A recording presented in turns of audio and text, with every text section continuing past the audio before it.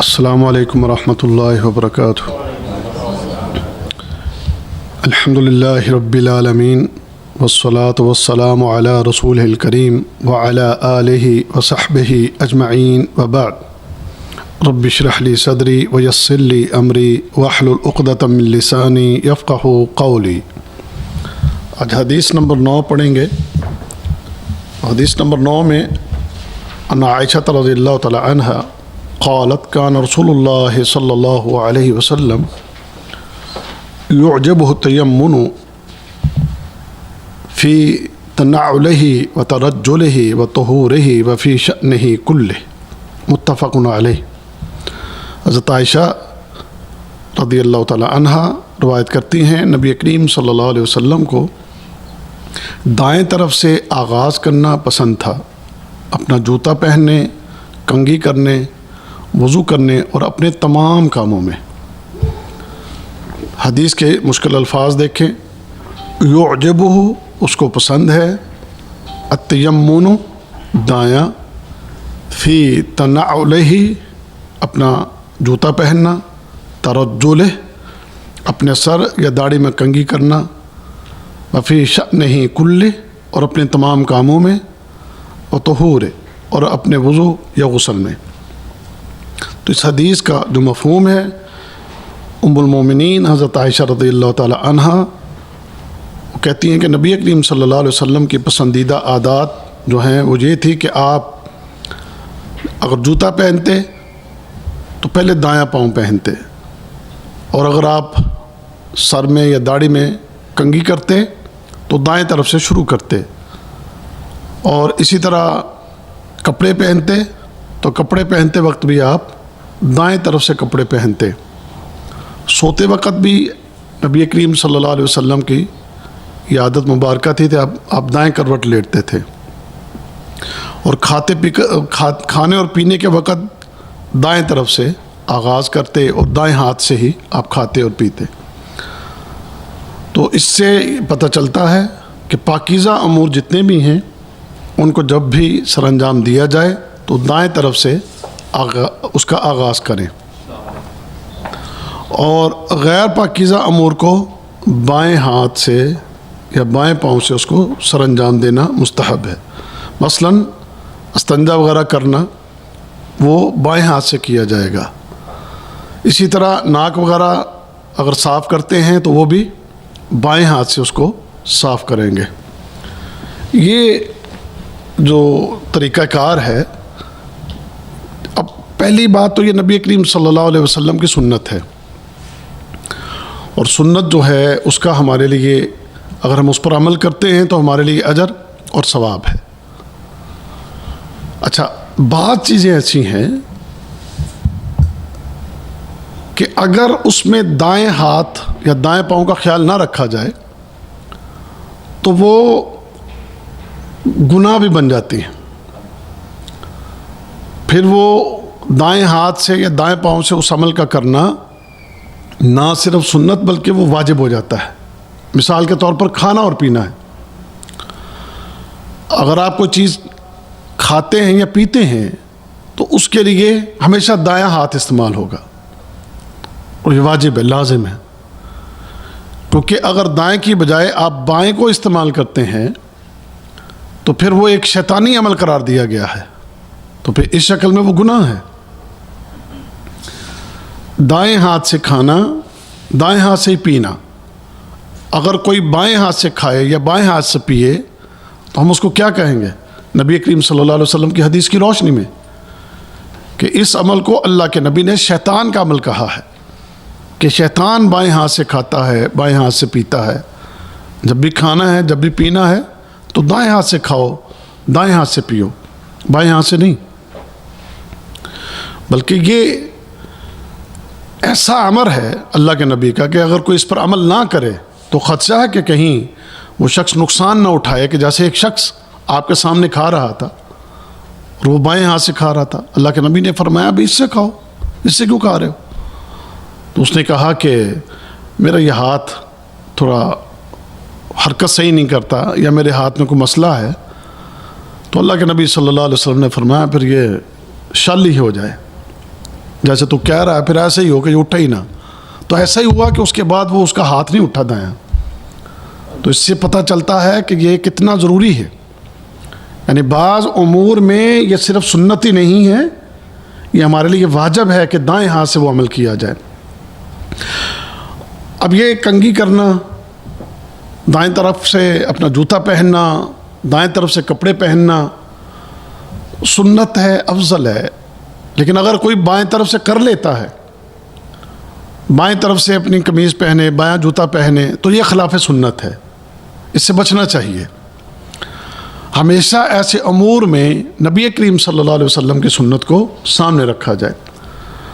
اچھا، جب اتارنا ہے، جوتا اتارنا ہے، کپڑے اتارنا ہے، تو اس میں بھی نبی کریم صلی اللہ علیہ وسلم کی سنت وہ بھی سامنے رکھیں کہ اتارتے ہوئے آپ جوتا اگر اتار رہے ہیں تو پہلے اپنا بایاں پاؤں اتارتے، پھر دایاں اتارتے. کپڑے اتار رہے ہیں تو کپڑے اتارتے وقت بھی پہلے بائیں طرف سے اتارتے اور پھر اپنے دائیں طرف سے اتارتے. اسی طرح بعض اور امور بھی ہیں، جیسے مسجد ہے، مسجد میں داخل ہوتے ہیں تو پہلے اپنا دایاں پاؤں آپ رکھیں، اور جب آپ مسجد سے باہر نکلیں تو اپنا بایاں پاؤں پہلے باہر رکھیں. ایسے ہی بیت الخلاء ہے، بیت الخلاء میں اگر آپ جاتے ہیں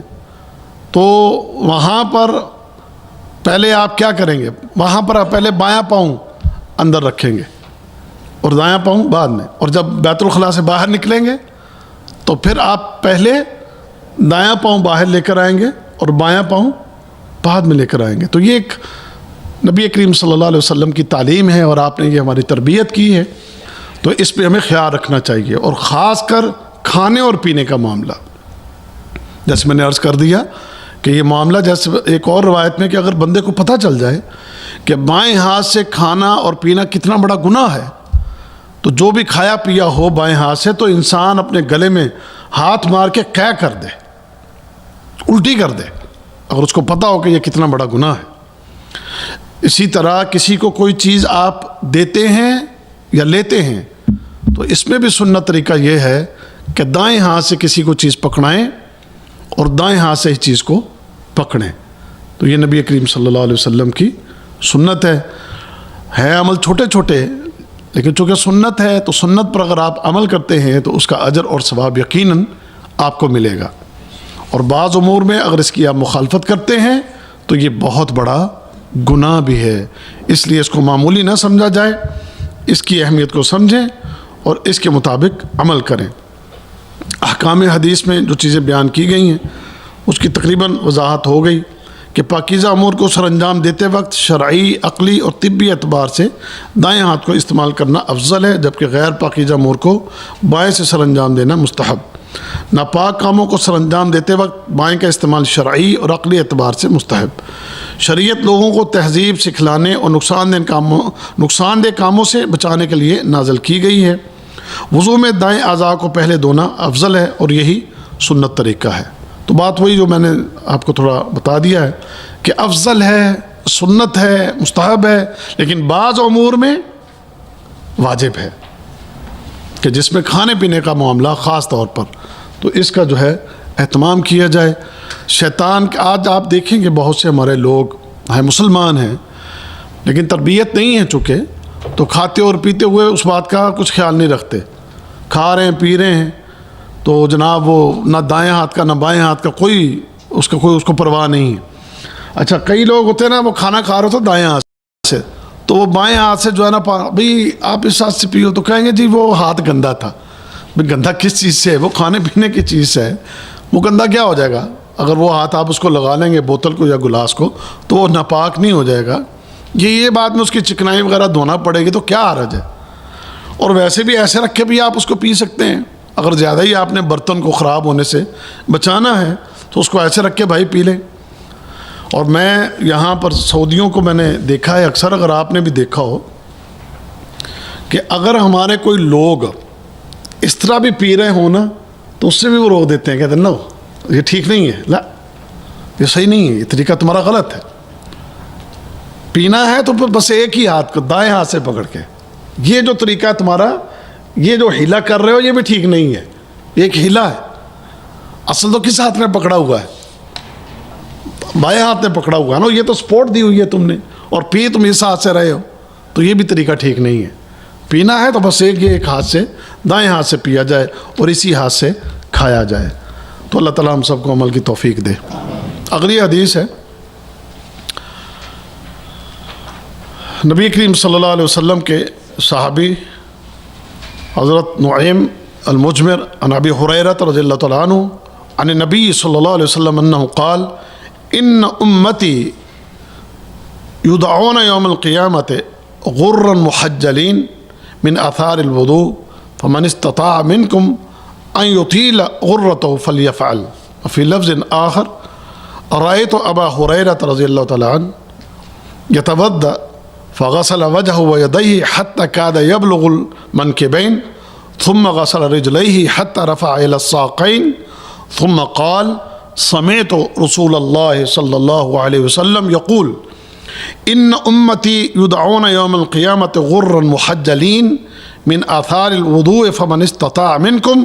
أن يطيل غرته فتحجيله فليفعل. وفي لفظ لمسلم سمعت خليلي صلی اللہ علیہ وسلم یقول تبلغ الحلیۃ من المؤمن حیث یبلغ الوضوء.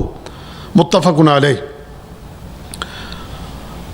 صحابی رسول ابو ہریرہ رضی اللہ تعالیٰ عنہ کہتے ہیں کہ نبی کریم صلی اللہ علیہ وسلم سے روایت ہے, آپ نے فرمایا کہ یقیناً میری امت کو قیامت کے دن اس حالت میں لایا جائے گا یا بلایا جائے گا کہ ان کے ہاتھ, پاؤں اور چہرے وضو کے اثرات کی وجہ سے چمکتے ہوں گے,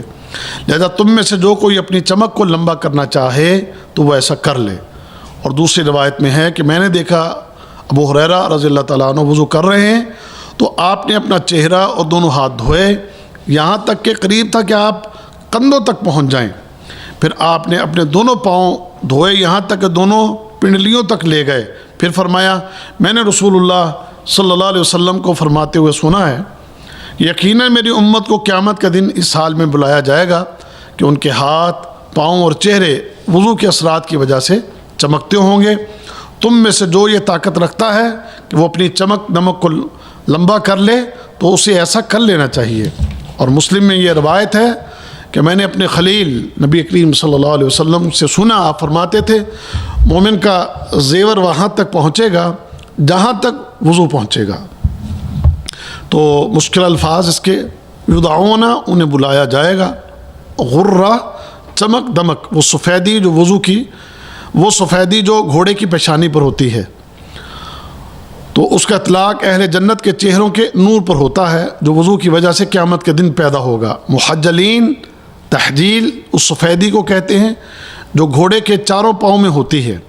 اور اس سے مراد وہ نور ہے جو وضو کی برکت سے اہل جنت کے اعضاء پر دکھائی دے گا. آثار, اثر کی جمع, نشانی, الحلیہ زیور, یطیل وہ لمبا کرتا ہے. اس حدیث میں جو خوشخبری ہے وہ یہ کہ قیامت کے دن نبی کریم صلی اللہ علیہ وسلم کی یہ جو امت ہے باقی تمام امتوں سے یہ بالکل مختلف اور ممتاز ہوگی. یہ امت پر اللہ تعالیٰ کا خاص کرم ہے. کئی فضائل ہیں اس امت کے, ان فضائل میں سے ایک فضیلت یہ ہے کہ قیامت کے دن تمام امتوں میں نبی کریم صلی اللہ علیہ وسلم کی امت کی ایک الگ ہی پہچان ہوگی, ایک الگ ہی اس کا جو ہے وہ نور ہوگا اور ایک الگ ہی اس کا اثر ہوگا. سبحان اللہ.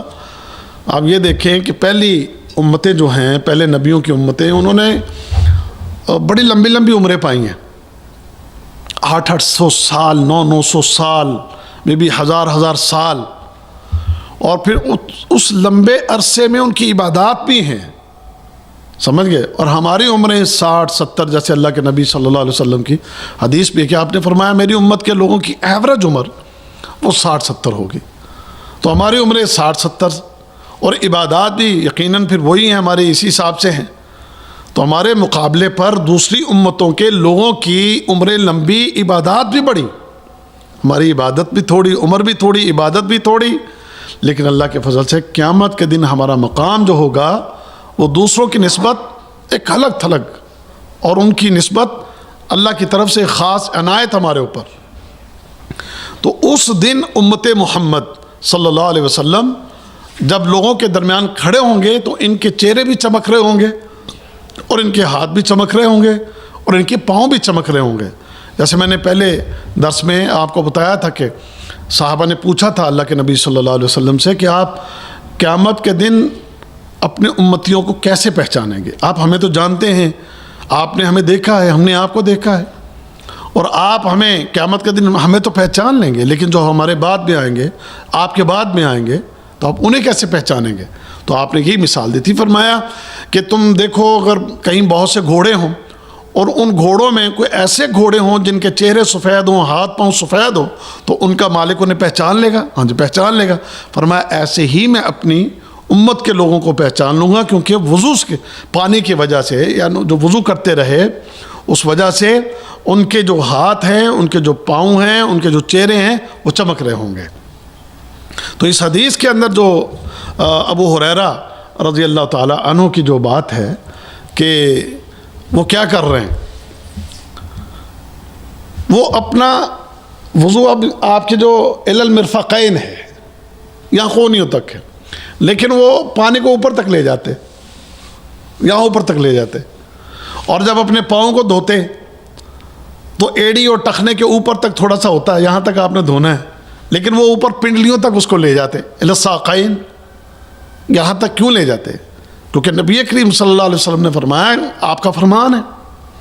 کہ ابھی اگر کوئی اس کو لمبا کر سکے تو کرے. کیوں؟ کیونکہ قیامت کے دن یا جنت میں اللہ تعالیٰ ان کو، ان وضو کرنے والوں کو، ان مومنین کو وہاں تک زیور پہنائے گا جہاں تک ان کا وضو کا پانی پہنچے گا. تو اب ابو ہریرہ رضی اللہ تعالیٰ عنہ نے، یہ ضروری نہیں ہے، ضروری آپ کے الی المرفقین ہے، یہ یہاں تک فرض ہے، واجب ہے، اور اگر آپ اسے اوپر لے جاتے ہیں تو ٹھیک ہے، کوئی مسئلہ نہیں ہے. اگر آپ کے ذہن میں یہ ہو کہ یار میں جو ہے میرا زیور بھی جو ہے وہ بڑھ جائے، تو پھر ٹھیک ہے، آپ اس کو پنڈلیوں تک بھی لے جا سکتے ہیں، یعنی اس کی رخصت ہے آپ کے فرمان کی روشنی میں. اور ابو ہریرہ رضی اللہ تعالیٰ عنہ نے عملاً یہ کر کے بھی دکھایا. تو اگر کوئی اس نیت سے کرتا ہے تو الحمدللہ وہ بالکل ٹھیک کرتا ہے. ہم ایسا نہیں ہے کہ ہم اس کو کہو یہ کیا کر رہے ہو، پانی اوپر تک لے کر جا رہے ہو، تو لے جا سکتا ہے، لیکن واجب یہاں تک ہے،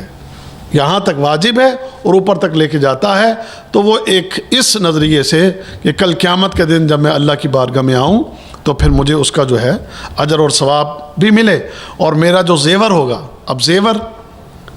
مرد زیور پہنیں گے، مردوں کو بھی زیور قیامت کے دن جنت کے اندر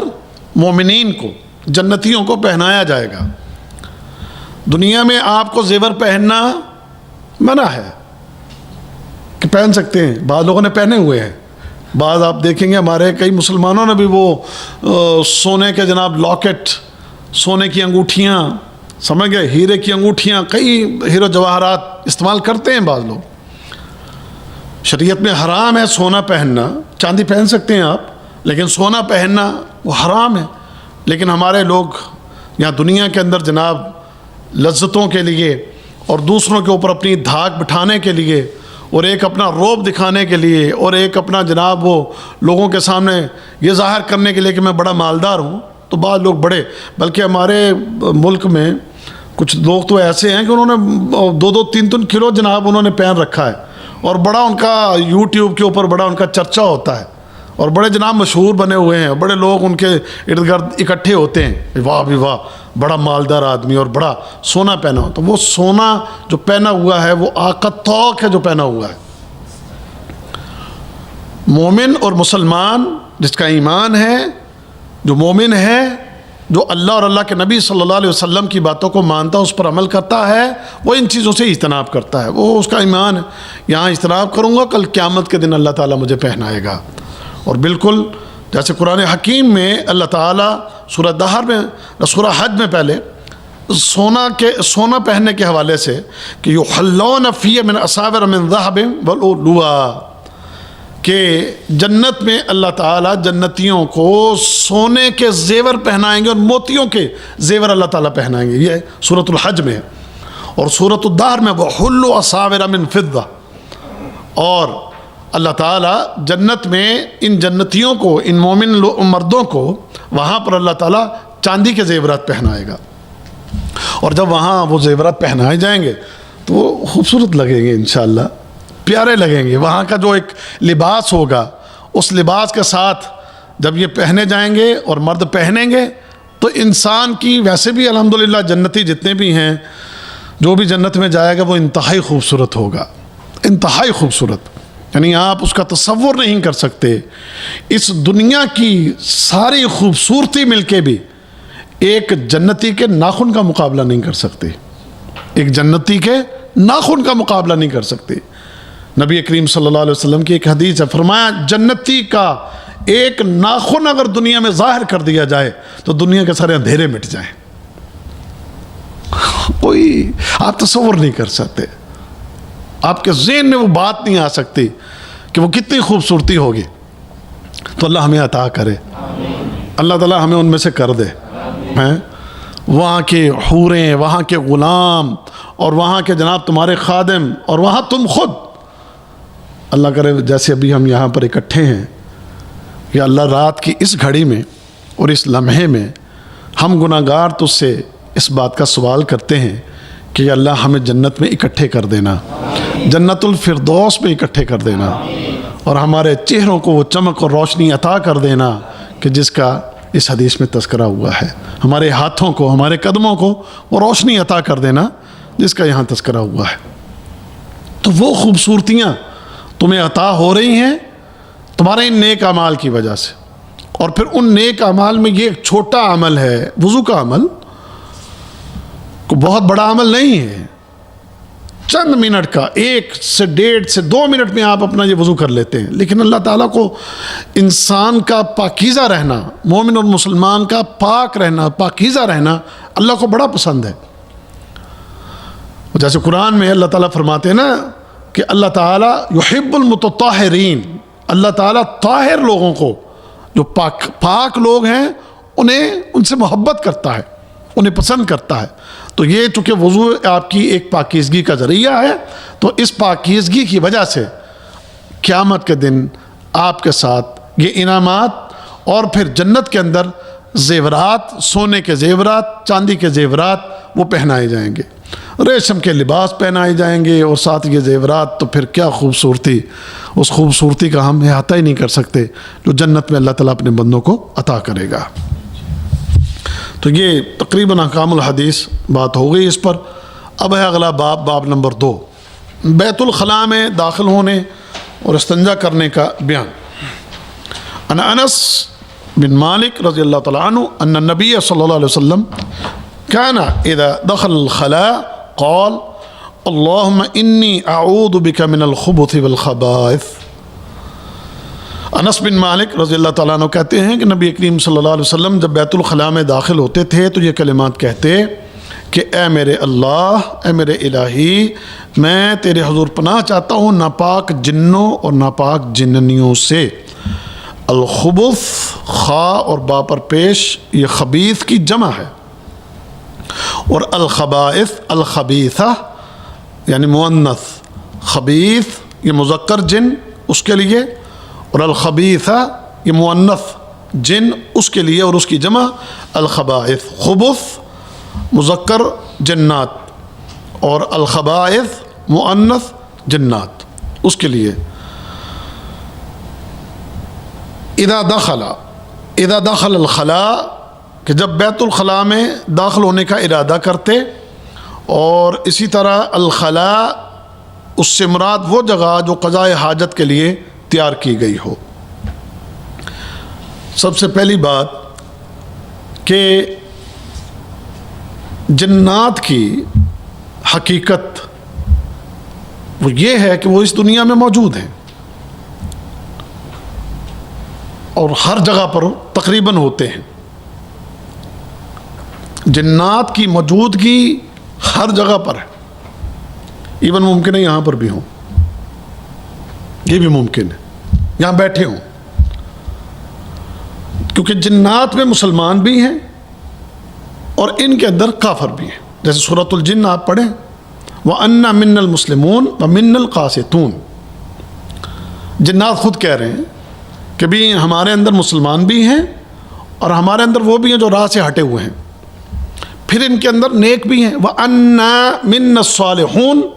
وَمِنَّا دُونَ ذَلِكَ كُنَّا طَرَائِقَ قِدَدًا۔ جنات خود بتا رہے ہیں، یہ سورۃ الجن میں ہے، سورۃ الجن کی یہ آیات جا کے آپ پڑھ لیں، کہتے ہیں کہ ہمارے اندر نیک بھی ہیں اور ہمارے اندر برے بھی ہیں، جو بٹے ہوئے ہیں اعمال کے اعتبار سے، مختلف برائیوں میں ملوث ہیں، برائیوں میں مبتلا ہیں۔ تو نیک جنات اچھی محفلوں میں موجود ہوتے ہیں، مسجدوں میں آتے ہیں، نماز پڑھتے ہیں، کہیں دین کی محفل مجلس ہو، دروس ہوں، ان میں باقاعدہ بیٹھ کر تعلیم لیتے ہیں۔ اور جو گندے ہوتے ہیں، گندوں کی جگہ گندی ہے، گندگی کے ڈھیر پر ہوں گے، اندھیروں میں ہوں گے، خالی اور ویران جگہوں پر ہوں گے، اور سب سے گندی جگہ بیت الخلاء، وہاں پر بھی ہوں گے۔ یہ بیت الخلاء میں کیا کرتے ہیں؟ بیت الخلاء میں ان کا ہونے کا جو مقصد ہے، اس کی دو وجہ، وہ دو وجہ کیا ہیں؟ نمبر ایک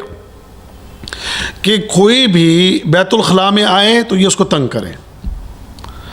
جنات کی ان کی جو ایک سوچ ہے یا ان کی جو ایک فکر ہے، اس میں خاص کر جو خبیث قسم کے، ان کے نفس میں یہ چیز ہے کہ ہم نے انسان کو تنگ کرنا ہے، پریشان کرنا ہے، اس کو اذیت دینا ہے، اور اس کو جو ہے راہ حق سے ہٹا کے بری راہ پر اس کو چلانا ہے، ٹھیک ہے؟ اور دوسرا وہاں پر ہونے کا ان کا ایک مقصد اور بھی ہوتا ہے، وہ کیا؟ کہ یہ گندگی کھاتے ہیں، یہ گندگی، گندے جنات۔ ویسے تو جنات کے لیے خوراک جو محمد رسول اللہ صلی اللہ علیہ وسلم نے بتائی ہے کہ وہ یہ خوراک جو ہم گوشت کھاتے ہیں اور ہڈی پھینک دیتے ہیں، انہی ہڈیوں کے اوپر گوشت چڑھا کے اللہ تعالیٰ ان کے لیے پیدا کر کے ان کو دیتا ہے، اور وہ کھاتے ہیں یہ گوشت۔ اس لیے آپ نے فرمایا تھا نا، ہڈیوں سے استنجا مت کرو، کیونکہ تمہارے یہ جنات بھائیوں کی خوراک ہے۔ تو یہ مسلمان جنات کی خوراک یہ ہے۔ لیکن جو خبیث ہیں، جو گندے ہیں،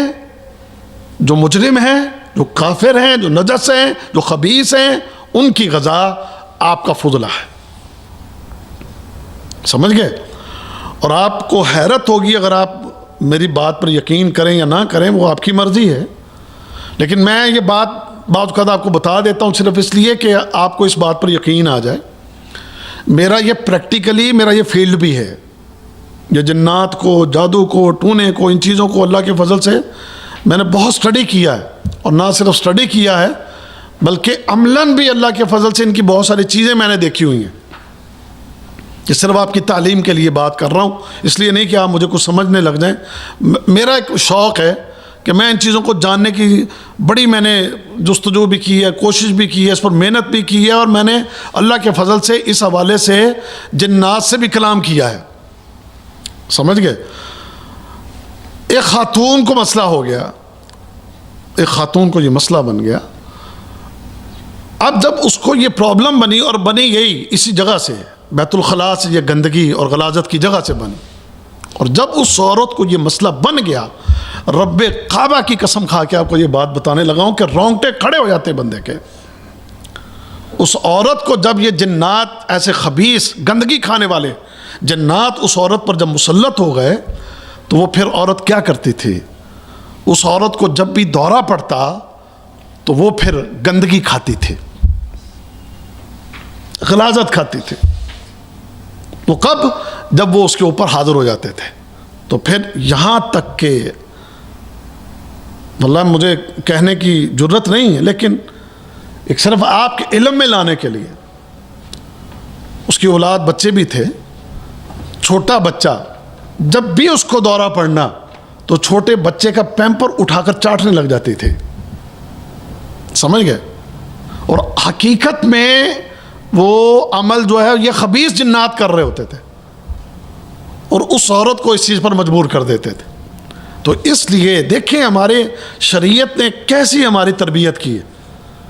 پیارے حبیب محمد رسول اللہ صلی اللہ علیہ وسلم کی یہ تعلیم و تربیت، یہ کوئی معمولی باتیں نہیں ہیں، کوئی اس کو معمولی بات اگر سمجھتا ہو یہ کیا یار بیت الخلاء میں جانا ہے تو دایاں پاؤں اندر بایاں پاؤں اندر، پھر دایاں ایسے بایاں ایسے، پھر یہ دعا پڑھیں یہ کریں وہ، یہ ساری چیزیں نبی کریم صلی اللہ علیہ وسلم نے اگر ہمیں بتائی ہیں تو اس میں بہت زیادہ حکمت ہے اور اس میں بہت زیادہ خیر ہے، بہت زیادہ فائدہ ہے۔ تو یہ جو خبیث جنات ہوتے ہیں ان کے مذکر اور ان کی مؤنث، یہ بیت الخلاء میں اکثر بیت الخلاء کے اندر یہ ہوتے ہیں، اور دو جو مقصد ہیں ان دونوں مقصدوں میں یہ انسانوں کو گمراہ کرنے کی کوشش میں کامیاب ہوتے ہیں۔ بعض لوگ آپ دیکھیں گے بیت الخلاء میں جو جاتے ہیں نکلتے ہی نہیں ہیں، جلدی نکلتے ہی نہیں ہیں، بڑا ٹائم لگائیں گے۔ وہ جنات ہیں بعض جو ان کو اس گندی جگہ پر بٹھائے رکھتے ہیں کہ بیٹھا رہے یہاں پر، کئی وسوسے اس کے دل میں ڈالتے رہیں گے، بڑی دیر تک پانی چلائے گا، استعمال کرے گا اور بڑی دیر تک لگا رہے گا اس طرح، یعنی کئی کاروائیاں ڈالتے ہیں وہاں پر۔ وہ ایسا شخص کہ جس کی یہ عادت ہو کہ لمبا ٹائم بیت الخلاء میں بڑی دیر وہاں پر لگانا، تو ڈر ہے کہ کہیں اس پر جنات یا شیاطین جو ہیں وہ کہیں اس پر قبضہ نہیں کیے وہ ممکن ہے کہ وہ اس کو جناب اس طریقے سے استعمال کرتے ہیں کہ اس کا وقت وہاں ضائع کرتے ہیں اور اس گندگی میں اس کو دیر تک بٹھائے رکھتے ہیں۔ اور بعض اوقات کسی کو جو ہے مسلط ہو کر اس کو اذیتیں دینا، اس کو تکلیف دینا، اس کو پریشان کرنا، اس کے لیے مسائل کھڑے کرنا، تو یہ ان کی اس طرح عادت ہوتی ہے۔ اور بہت سے لوگوں کو ایسے جنات کا مسئلہ اسی وجہ سے ہو کہ کسی جگہ پیشاب کیا یا کسی جگہ پر جناب وہ رفع حاجت کے لیے بیٹھا اور وہاں سے یہ چیز اس کو لگ گئی۔ تو ہماری شریعت نے ہماری رہنمائی کر دی کہ جب بھی بیت الخلاء میں تم جاؤ تو یہ دعا پڑھ لو، اللہم انی اعوذ بک من الخبث والخبائث۔ اپنے بچوں کو بھی یہ دعا سکھا دو، تمہارے بچوں تک کو یہ دعا آتی ہو کہ جب بھی وہ بیت الخلاء میں جائیں تو جانے سے پہلے وہ اس دعا کو ضرور پڑھیں۔ تو اس حدیث کو یہ جو اس کا مفہوم ہے اس میں جو اور بات سمجھنے والی ہے وہ یہ ہے کہ دیکھیں آپ یہ دعا پڑھ کون رہا ہے؟ محمد رسول اللہ صلی اللہ علیہ وسلم، اللہ کے نبی صلی اللہ علیہ وسلم۔ آپ کو کیا ڈر؟ آپ اتنی بڑی ہستی ہیں، اتنا عظیم مقام ہے آپ کا، دنیا کے کسی شیطان کی جرت ہے کہ آپ پر غالب آ جائے؟ دنیا کے کسی شیطان کے اندر یہ جرت ہے کہ آپ کو معمولی سا بھی کوئی نقصان پہنچا جائے؟ نہیں ہے۔ اللہ نے آپ کو جو مقام دیا ہے اور آپ کو جو جس حیثیت سے اللہ تعالیٰ نے آپ کو نوازا ہے، کسی خبیث کی یہ جرت ہے کہ آپ کو نقصان پہنچا جائے؟ لیکن دیکھیں آپ اس کے باوجود سرور کونین احمد مصطفیٰ محمد رسول اللہ صلی اللہ علیہ وسلم پھر بھی یہ دعا کر رہے ہیں کہ اللہ ٹھیک ہے، یہ میرا مقام، میرا سٹیٹس،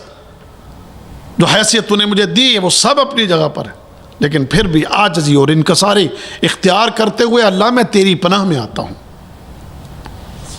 ہمارے یہاں پر تو ایک کوئی خاص کر ہمارے ملکوں میں ایک کسی پیر فقیر کی جناب کوئی آپ تھوڑی سی کوئی ایسی کوئی چیز اگر آپ دیکھتے ہیں کہ خلاف عقل کوئی کسی جادو ٹونے کے ذریعے یا کسی شیطانی عمل کے ذریعے کوئی ایک ایسا عمل کر کے دکھا دے تو اس کو تو ہم وہ خدائی درجے پر پہنچا دیتے ہیں اور وہ دعوے بھی کرتے ہیں۔ ہمارے ایک وہاں پر ایک پیر ہے فیصل آباد میں، وہ کہتا میں نے تو جبرائیل کو جناب نہ میں نے میکائیل کو کہ پتہ نہیں کسی بارش برسانے والے فرشتے کو پکڑ لیا۔ میں نے کہا میں تمہاری شکایت جبرائیل کو لگاؤں گا، تم نے آج بارش نہیں برسانی یہاں پر، آج ہمارا درس ہونا ہے یہاں پر، ایسے جناب اپنے آپ کو بیان کر رہے ہیں، تمہارے کان پکڑوا دوں گا میں، اس طرح وہ دعوے کر رہے ہیں۔ اور یہاں وہ ہستی کہ پوری مخلوق میں آپ جیسا کوئی نہیں،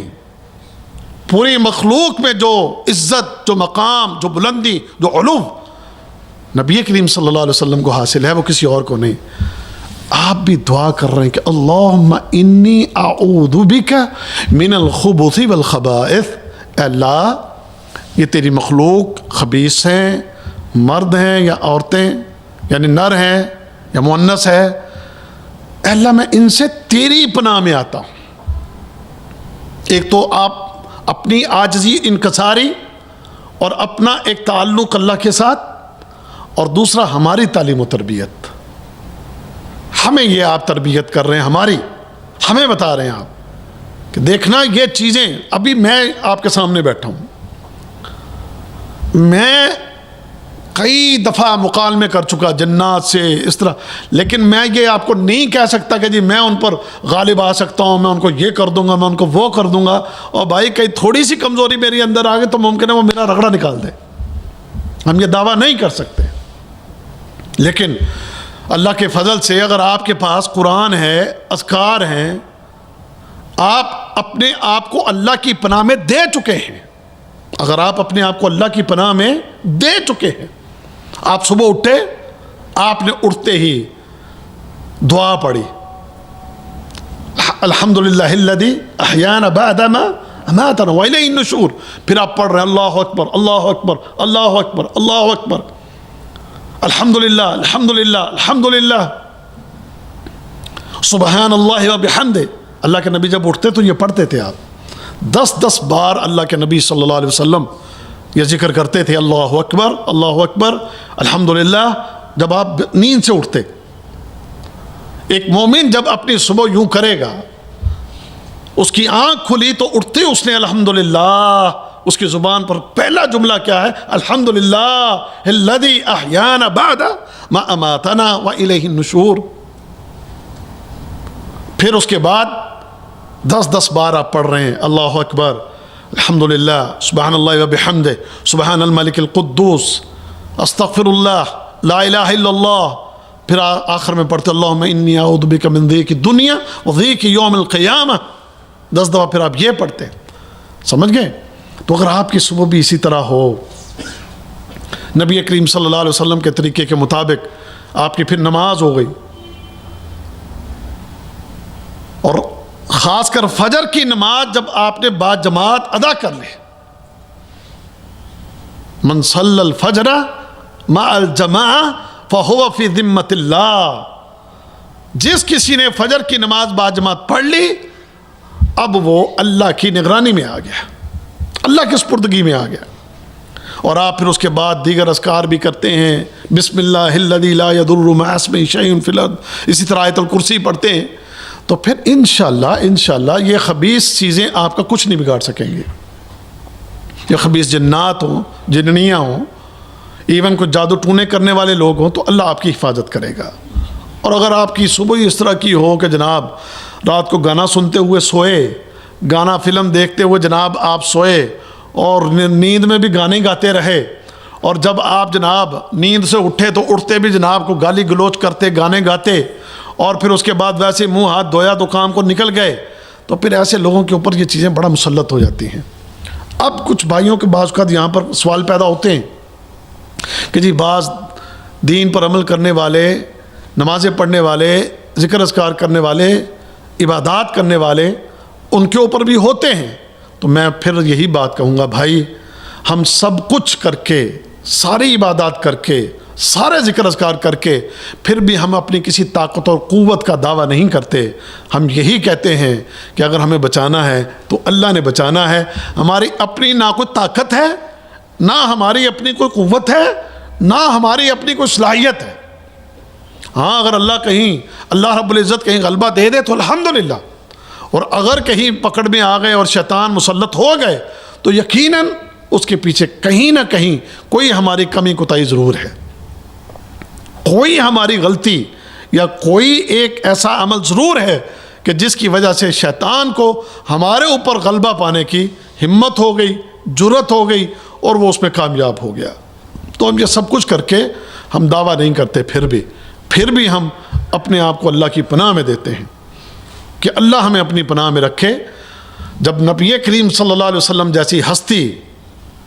کہ جن کی زندگی کا ایک ایک لمحہ اللہ کی عبادت اور اللہ کے ذکر میں گزرا ہو، تو وہ پھر بھی ایسے موقعوں پر ایسی دعا کو چھوڑ نہیں رہے، تو یہ دعا کرنا چاہیے، ٹھیک ہے جی۔ اللہ اکبر کبیرہ۔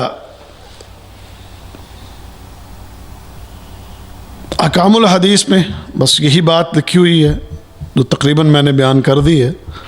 کہ قضاء حاجت کی صورت میں جو ہے وہ طبیعت میں تساہل پیدا کر دیتے ہیں، اچھی طرح پاکیزگی اختیار نہ کر سکے، یہ بات ہے۔ نجاست بعض اوقات وہ یہ بھی کرتے ہیں کہ بندے کو صحیح طرح پاک ہی نہیں ہونے دیتے، سمجھ گئے نا، اسی طرح نجس اور ناپاک رہتا ہے۔ پھر اسی طرح بھائی جان نجاست سے اپنے آپ کو پاک رکھنا اور مسلمان کے لیے واجب ہے، جیسا کہ صحیح حدیث میں ہے کہ پیشاب کرتے وقت چھینٹوں سے بچاؤ کی تدبیر اختیار نہیں کرتا اور وہ قبر کے عذاب میں مبتلا ہوگا۔ تو جب آپ بیت الخلاء میں ہیں تو اس وقت کچھ ایسی غلطیاں شیطان کرواتا ہے کہ جو غلطیاں انسان کے لیے عذاب قبر کا سبب بنتی ہیں۔ دیکھیں جن، چونکہ یہ شیطان کی نسل، ابلیس کی،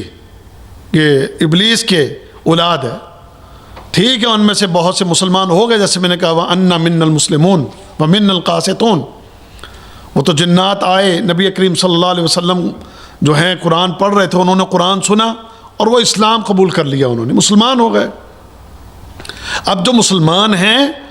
ان مسلمانوں کے اندر بھی تھوڑی سی میں وضاحت کر دوں کہ ان مسلمانوں میں بھی بڑی کیٹیگریاں ہیں، ان میں اہل حدیث بھی ہیں، ان میں بریلوی بھی ہیں، ان میں دیوبندی بھی ہیں، ان میں جناب ہری پگڑی والے بھی ہیں، اس میں جناب ہو کی ضربیں لگانے والے بھی ہیں، اس میں جناب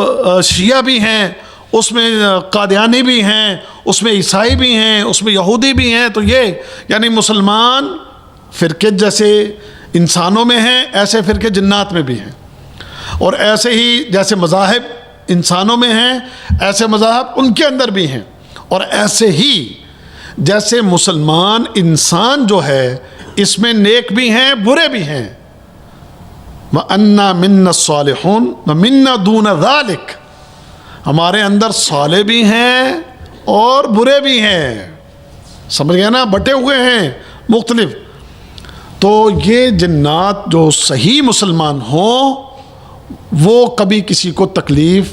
نہیں دیتے اور وہ کسی مسلمان کو اذیت دے کر خوش نہیں ہوتے، لیکن جو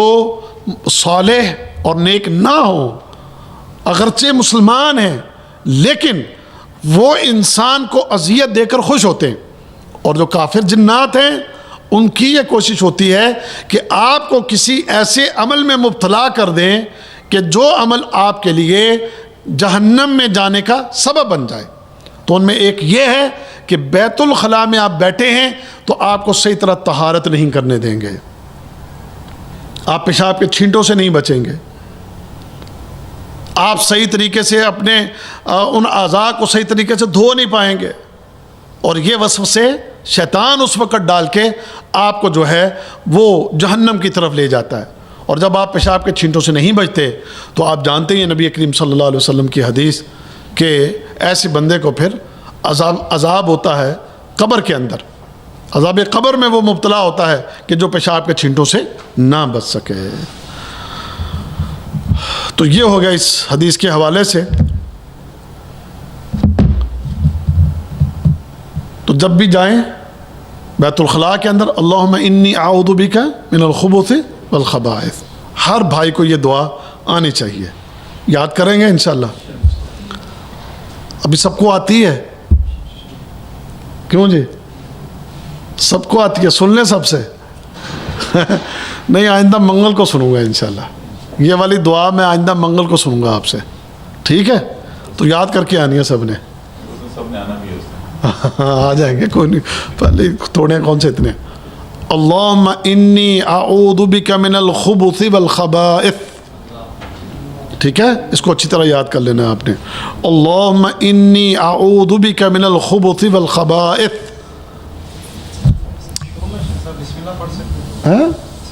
ہاں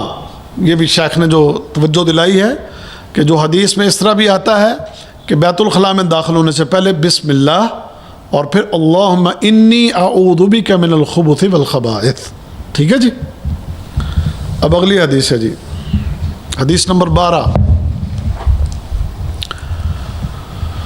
عن ابی ایوب الانصاری رضی اللہ تعالی عنہ قال قال رسول اللہ صلی اللہ علیہ وسلم اذا اتیتم الغائط فلا تستقبلوا القبلة بغائط ولا بول ولا تستدبروها ولكن شرقوا أو غربوا. قال أبو أيوب فقدمنا الشام فوجدنا مراحيض قد بنيت نحو الكعبة فننحرف عنها ونستغفر الله عز وجل. یہ حدیث ابو ایوب انصاری رضی اللہ تعالیٰ عنہ سے روایت ہے. رسول اللہ صلی اللہ علیہ وسلم نے ارشاد فرمایا جب تم قضائے حاجت کے لیے آؤ تو بول و براز کے لیے تو اس وقت تم قبلے کی طرف منہ نہ کرو اور نہ ہی قبلے کی طرف تمہاری پیٹھ ہو، البتہ مشرق یا مغرب کی طرف رخ کرو. ابو ایوب رضی اللہ تعالیٰ عنہ نے فرمایا کہ ہم شام آئے تو وہاں ہم نے بیت الخلاء دیکھے کہ وہ کعبہ کی طرف بنے ہوئے تھے، تو ہم قبلہ کی طرف سے منہ پھیر لیتے اور اللہ تعالیٰ سے مغفرت کی دعا کرتے. الغائط قضائے حاجت کے لیے جو جگہ مخصوص کی گئی ہو اسے الغائط کہتے ہیں. فلا تستقبلوا القبلۃ بغائط ولا بول و براز کرتے وقت قبلے کی طرف منہ نہ کرو، ولا تستدبروها اور نہ اس کی طرف پیٹ کرو. المراحیض مرحاض کی جمع ٹوائلٹ کو کہتے ہیں. شرقوا او غربوا مشرق کی طرف منہ کرو یا مغرب کی طرف. دیکھیں نبی کریم صلی اللہ علیہ وسلم کی اس حدیث سے کعبے کا ادب معلوم ہوتا ہے. قبلے کا ایک ادب ہے، ایک احترام ہے. قبلہ وہ گھر ہے، وہ مقام ہے، وہ جگہ ہے کہ جسے پوری دنیا کے اندر ایک ممتاز حیثیت حاصل ہے. میں اس تفصیل میں نہیں جاتا کہ میں اس کے فضائل بیان کروں، بس اتنا سا اس طرف رخ کر کے ہم سب نماز پڑھتے ہیں. ہمارے لیے ادھر رخ کر کے نماز پڑھنا پوری دنیا کے مسلمان وہ چاہے کہیں بھی ہوں، کسی بھی جگہ ہیں، تو ان کو حکم ہے کہ اپنی نماز کے لیے تم نے اپنا رخ کرنا ہے تو کدھر؟ قبلہ کی طرف. باقی تلاوت کرنا ہے، افضل ہے کہ قبلہ کی طرف منہ کر کے تلاوت کریں. ویسے آپ دائیں بائیں میں بیٹھ کر سکتے ہیں، لیکن زیادہ اجر اور زیادہ ثواب. بعض علماء نے اس پر یہ بات لکھی ہے کہ اگر آپ باوضو ہو کر قبلہ رخ ہو کر بیٹھ کر تلاوت کریں تو اس کا زیادہ اجر ثواب ہے. تو قبلہ ایک ایسی سمت ہے کہ جس طرف منہ کر کے ہم اپنی عبادات کرتے ہیں. تو اب اگر کوئی اس طرف رخ کر کے رفع حاجت کے لیے یا ادھر پیٹ کر کے بیٹھے تو یہ اس کے ادب کے خلاف ہے. تو اس لیے نبی کریم صلی اللہ علیہ وسلم نے اس چیز سے منع کیا ہے کہ تم میں سے کوئی بھی پیشاب کرنے کے لیے یا رفع حاجت کے لیے وہ بیٹھتا ہے تو وہ اپنا نہ تو منہ ادھر کرے اور نہ ہی اپنی پیٹھ ادھر کر کے بیٹھے. اچھا، اس میں ایک بات جو آگے حدیث میں شاید آئے کہ بعض علماء کا یہ کہنا ہے، بلکہ ہم اس حدیث کو اگر ساتھ ملا لیں تو دونوں کی وضاحت اکٹھی ہو جائے ٹائم کو سامنے رکھتے ہوئے، کہ کہتے ہیں عبداللہ بن عمر بن خطاب رضی اللہ تعالی عنہما قال رقیت یوما علی بیت حفصہ فرأیت النبی صلی اللہ علیہ وسلم یقضی حاجتہ مستقبل الشام مستدبر الکعبہ. عبداللہ بن عمر کہتے ہیں کہ میں ایک دن حضرت حفصہ رضی اللہ تعالیٰ عنہ کے مکان پر چڑھا، اللہ کے نبی صلی اللہ علیہ وسلم کو دیکھا،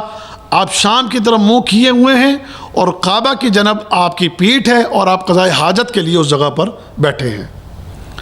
اچھا، اب ان دونوں حدیثوں کو سامنے رکھ کر ہم بات کریں گے. اب پہلی بات کہ اگر آپ کہیں کھلے میدان میں ہیں، کہیں کھلی جگہ پر آپ جاتے ہیں، تو اس جگہ پر اگر آپ رفع حاجت کے لیے بیٹھیں تو قطعاً کعبہ کی طرف منہ یا کعبہ کی طرف پیٹھ نہیں ہونی چاہیے، قطعاً،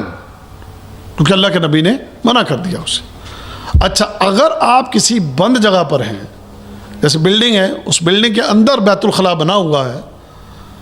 یا کوئی جگہ ایسی گھیری ہوئی ہے، بند جگہ ہے، یہ جو عبداللہ بن عمر رضی اللہ تعالیٰ عنہ کی حدیث ہے کہ وہ چھت پر چڑھے، حضرت حفصہ رضی اللہ تعالیٰ عنہ کے گھر کی چھت پر جب چڑھے تو وہاں پر نبی کریم صلی اللہ علیہ وسلم کا رفع حاجت کے لیے بیٹھنا، وہ یقیناً یہ بات بھی اب سمجھ لیں کہ اس وقت وہ پوری دیواریں اوپر نہیں اٹھی ہوتی تھی, سمجھ گئے نا کیسے دیکھ لیا آپ نے, یقیناً دیواریں چھوٹی ہوں گی اور اتنا حصہ باہر نظر آتا ہوگا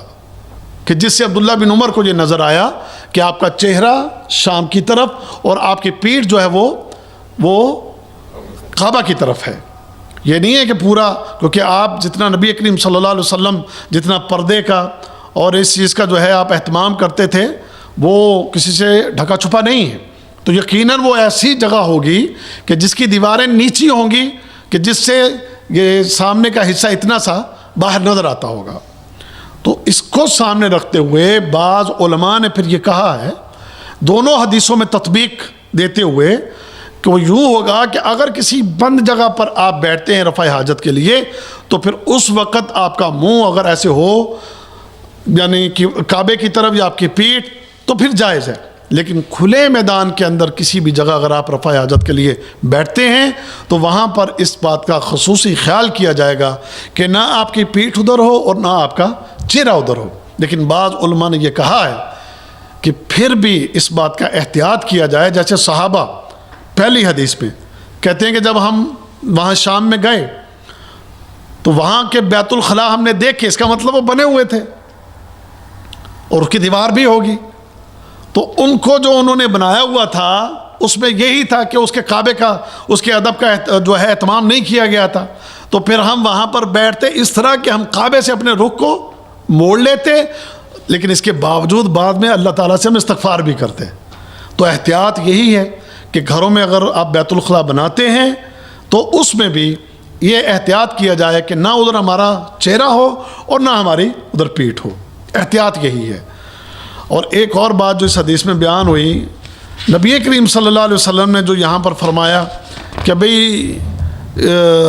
تم اپنا منہ شرقو او غربو, اب ہمارے تو مغرب میں کعبہ ہے, تو یہ بات آپ نے کہا فرمائی کہ بھئی یا تو مشرق کی طرف منہ کر لو یا مغرب کی طرف کر لو. تو مدینہ میں جو کعبہ کی سمت ہے وہ مشرق یا مغرب میں نہیں ہے, وہ شمالاً جنوباً ہے, سمجھ گئے نا. دنیا میں ہر جگہ کعبہ مغربی کی طرف نہیں ہے, شمال میں بھی ہے جنوب میں بھی ہے, سمجھ گئے. تو یہ آپ نے جو فرمایا مدینے میں رہتے ہوئے آپ نے فرمایا کہ اگر تم نے اپنا رخ کرنا ہے یا پیٹھ کرنا ہے تو شرقو او غربو, مشرق یا مغرب کا خیال کر لو. تو یہ بیت الخلاء میں یہ ایک ادب اللہ کے نبی صلی اللہ علیہ وسلم نے ہمیں سکھایا ہے, تو اس کا ہمیں خیال کرنا چاہیے, احتیاط کرنا چاہیے, اور نبی کریم صلی اللہ علیہ وسلم کی جو تعلیمات ہیں اس پر عمل کرنا ہمارے لیے باعث اجر اور باعث ثواب ہے. اور بعض جگہوں پر جیسے میں نے پیچھے عرض کیا اس پر اگر ہم عمل نہ کریں تو وہ ہمارے لیے باعث نقصان بھی ہے, اس میں خطرہ بھی ہے, اور بعض عمل ایسے کہ اس میں ہمارے لیے گناہ کبیرہ بھی ہے. تو ان چیزوں کو سامنے رکھتے ہوئے اس علم کو سیکھنا, اس کو سمجھنا اور اس پر عمل کرنا یہ ہمارے لیے انتہائی ضروری ہے. اللہ تعالیٰ سمجھنے کی اور عمل کرنے کی ہمیں توفیق عطا فرمائے. اب کل انشاءاللہ شیخ فضیلت الشیخ محمد طیب حفظہ اللہ تعالیٰ ان کا درس ہے, تو وہ پھر اپنا پروگرام آپ کو دیں گے انشاءاللہ. سبحانک اللہم و بحمدک اشہد ان لا الہ الا انت استغفرک و اتوب الیک.